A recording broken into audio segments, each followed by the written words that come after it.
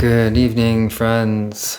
We are back again, reading passages from Avodat Hashem Inner Work, Teachings of Rav Asher Lagron, page 113. The problem is, we do not believe in God. Therefore, we learn Torah and practice mitzvot only to benefit ourselves. Today, many people don't even know what emunah is. We think we have emunah, but it is not true. Wow, way to kick off the night. Whew. The problem is we do not believe in God. Therefore, we learn Torah and practice mitzvot only to benefit ourselves. Right? We don't truly believe in God. We don't truly believe in the Creator.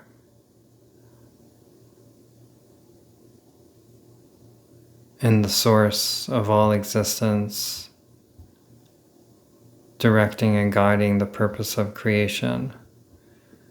We don't believe truly, we don't truly know the power of the divine. It's just this concept in our heads for most people. We haven't experienced and integrated, grounded the light of the divine.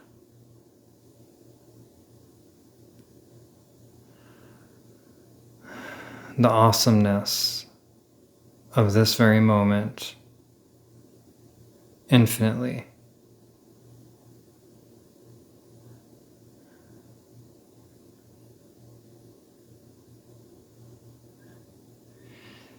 It's all just concepts, and we learn Torah and practice mitzvot to benefit ourselves, meaning based on a belief that that is what we're supposed to do to get reward in the afterlife, rather than knowing and believing truly deeply in the presence of the divine, the power of the divine, guiding every moment, calling us home.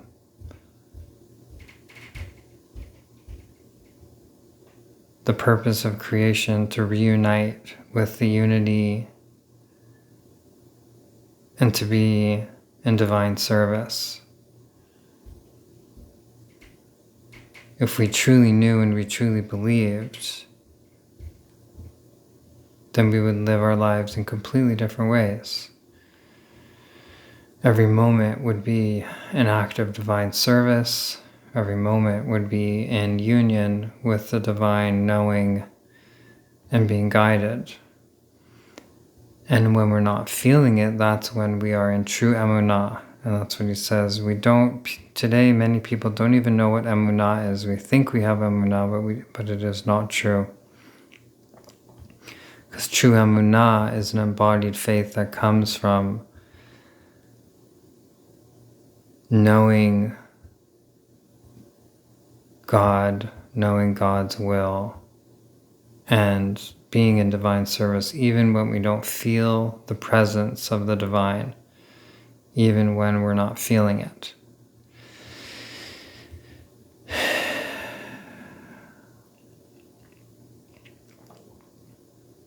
If we truly believed in God and knew God, then we would be devoting every moment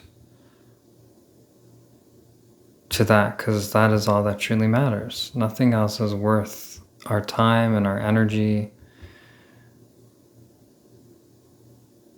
but service to the one true God and the one true purpose of creation, being in service. The Zohar explains that everything written in the Tanakh is written in coded language. The physical transgressions mentioned in the Tanakh are not about material matters, but actually transgressions in the way God's light is experienced.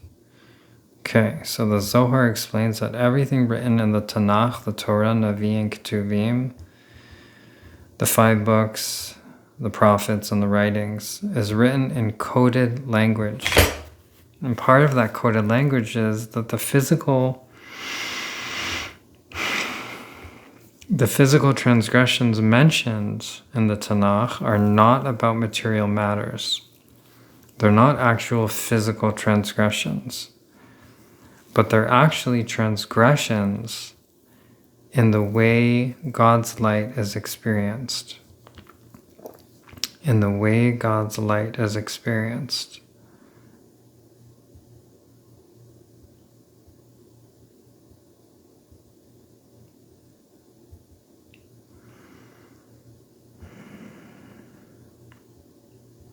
I don't know exactly what this is referring to. This last line, transgressions and the way God's light is experienced.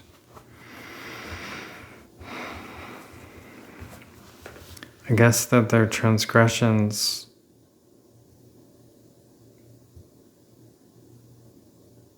they're sins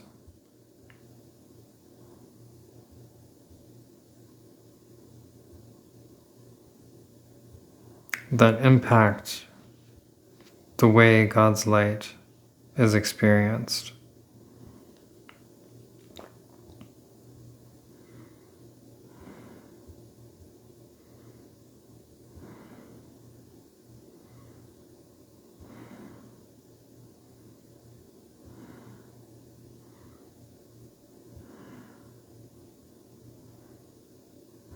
Right, that the sin is actually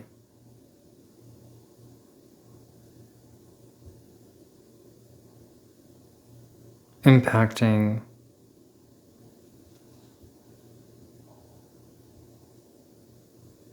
the way God's light is experienced.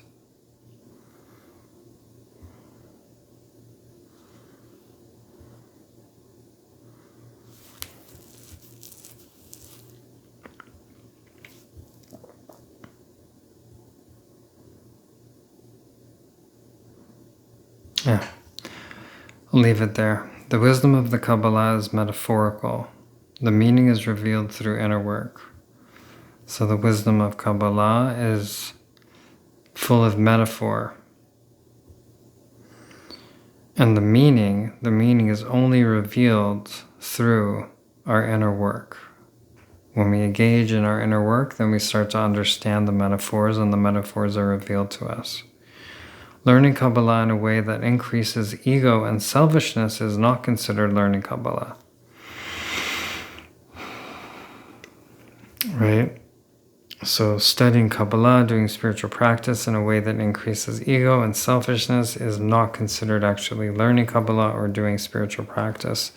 Because spiritual practice and learning Kabbalah are meant to do the opposite. They're meant to nullify the ego, nullify the sense of separate self, and bring us into unity consciousness and into deeper service to the divine, not serving our own ego, but serving the divine will. Outer reality is a reflection of our inner reality. Outer reality is a reflection of our inner reality.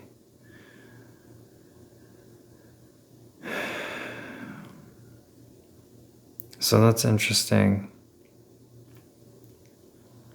What's happening in our outer world, what we're manifesting, what we're engaged with, how we're engaged with it, is a reflection of our inner reality. So if our inner reality is scattered, then our outer reality will reflect that. It might also be scattered.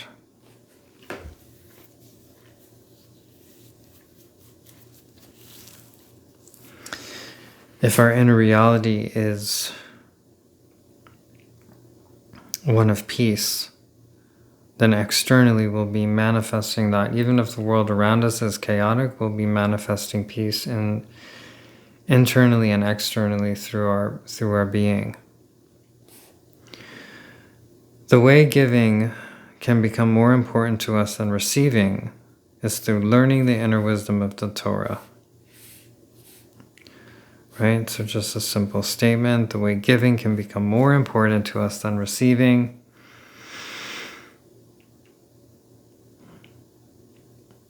is through learning the inner wisdom of the Torah. Through learning the inner wisdom of the Torah, because the inner wisdom of the Torah reveals to us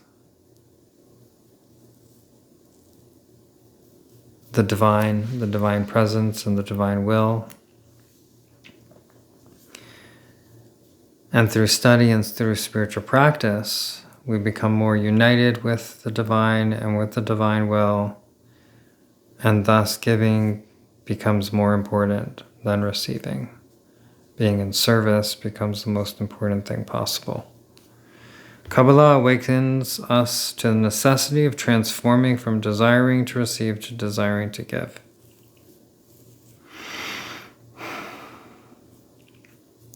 Very another core basic teaching. Kabbalah awakens us to the necessity of transforming our desire to receive to desire to give, right?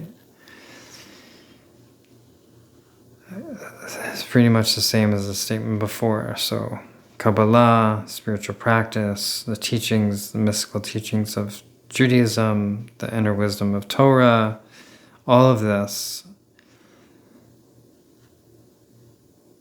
it paints the picture of the purpose of creation. It paints the picture of why God's light is hidden and how we are longing to be revealing it, have it revealed to ourselves, and then be revealing it to the world.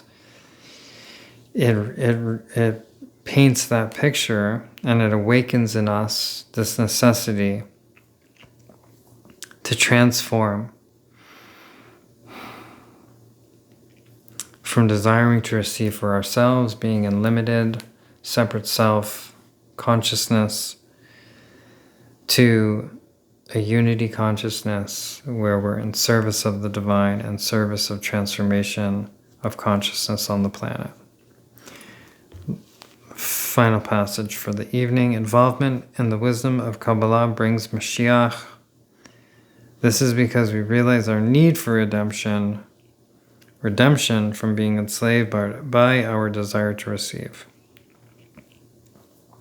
So involvement in the wisdom of Kabbalah brings the Messiah or the Messianic era or Messianic consciousness.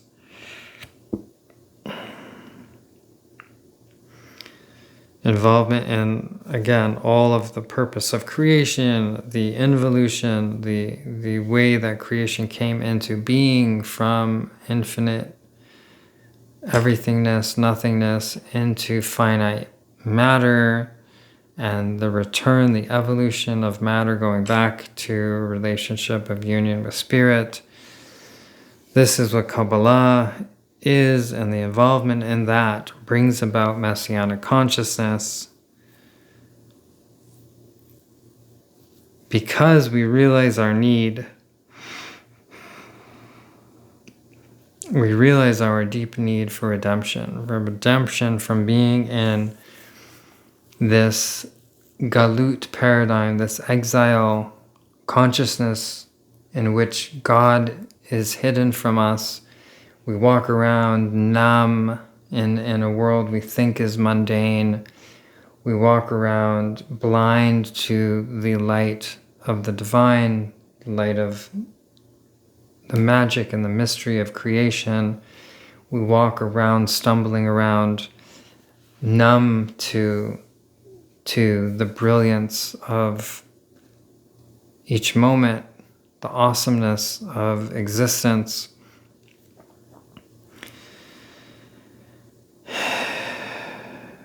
And we realize that we need to be redeemed. We need our redemption, the Geulah. We need the Geulah, the redemption from this consciousness, this limited state of consciousness, and redemption from being enslaved by our desire to receive because we're enslaved to this limited state of consciousness, of feeling separate from the divine and in our own little egocentric bubble. And we need divine help. We need the redemption to wake us up, to pull us, to free us from the bondage, from the slavery of our limited capacity to see and feel reality, the truth of the moment, the truth of God's presence in each and every moment. Okay, wishing you a wonderful night.